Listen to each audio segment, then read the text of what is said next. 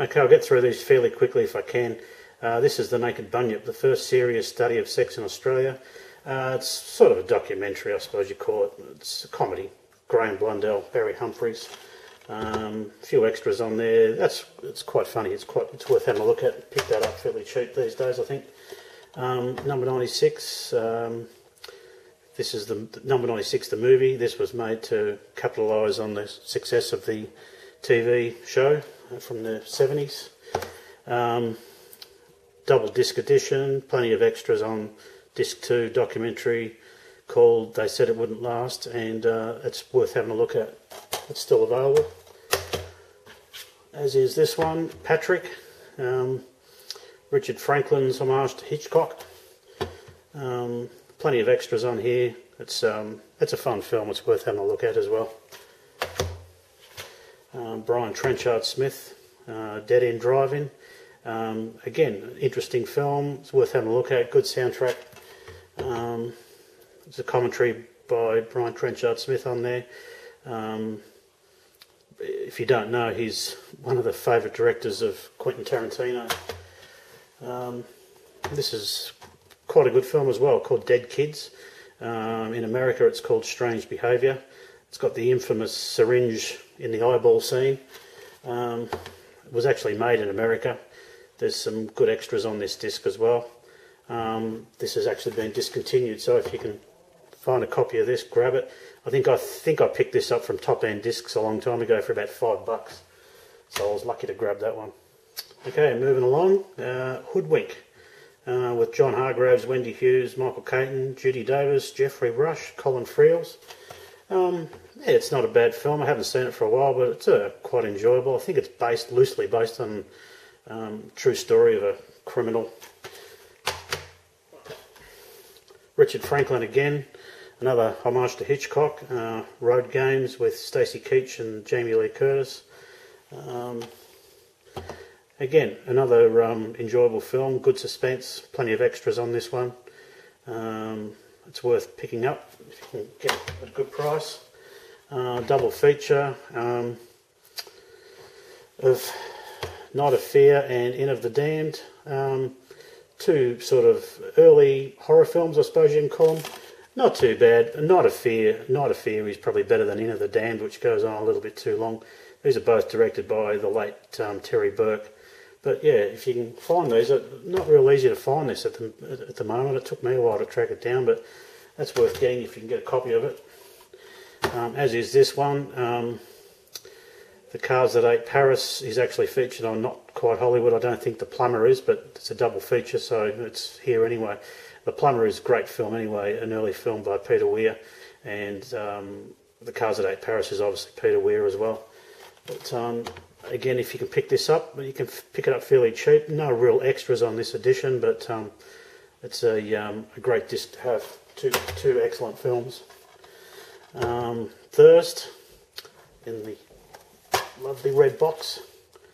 Chantal Contori, David Hemmings. Again, a lot of extras on this. It's not a bad film. It's outlandish. It's a good vampire film, I suppose.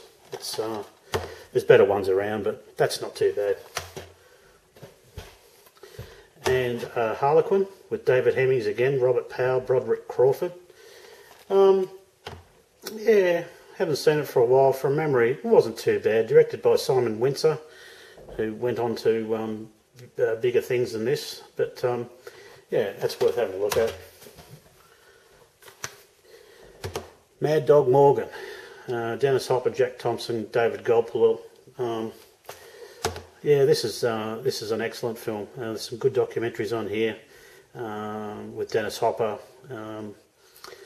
Poor Dennis Hopper is not too well at the moment, so yeah, thoughts out to him. But this is an excellent film.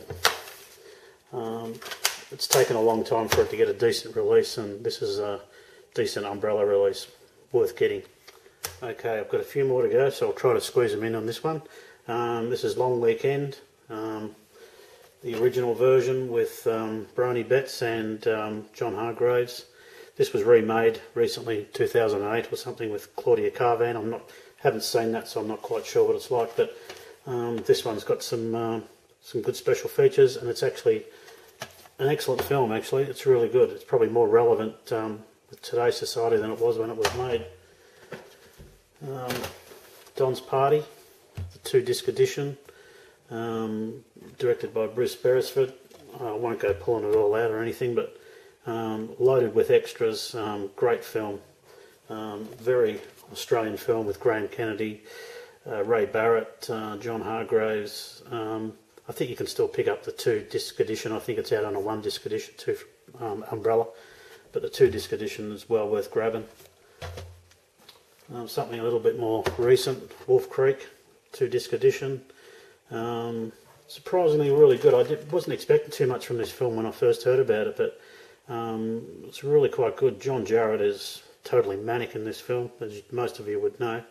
But the 2-disc edition's got some good extras on it, and it's well worth picking up. You can pick that up fairly cheap these days. Now, this is a film that doesn't really fit in the Ozploitation genre, but it's a serious drama. It's The Chant of Jimmy Blacksmith, directed by Fred Skepsey, based on a novel by Thomas Keneally. It is featured on Not Quite Hollywood. This film is loaded with special features, a quality Umbrella release again, 30th anniversary collector's edition, absolute must if you're serious about good films. Caddy, this has been discontinued now, 1976 film with Helen Morse, Jack Thompson, Jackie Weaver.